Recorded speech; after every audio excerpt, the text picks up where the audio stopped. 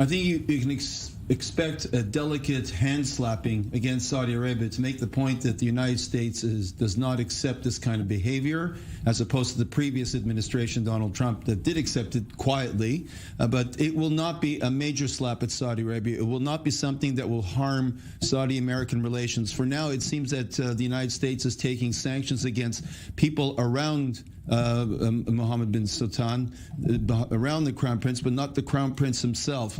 The only punishment that seems to be with the Crown Prince is that Biden will not meet with him in the near future, will not invite him to the United States.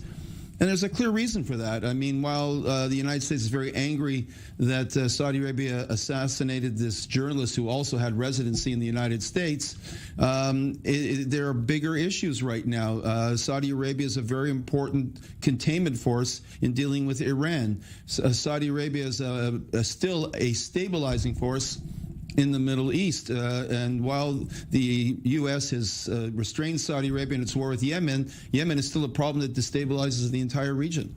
And also, of course, in the background is the emerging nuclear talks between the United States and Iran to put that deal back together. And that could also have an effect because the relationship between the United States and Saudi Arabia is important in the relationship between the United States and Iran. There's a triangle going on. Right. The Saudi Arabia is a close ally of the United States. It's got powerful weaponry. It might not be the most convincing military in the world, but it is also a landing base for possible strikes against Iran.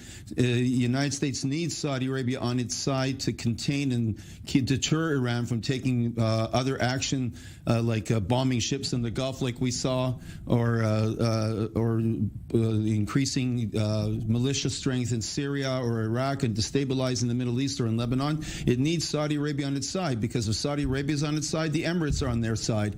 And Israel's in that mix as well. So the United States has to show a lot of strength in its discussions with Iran, or Iran will not effectively negotiate.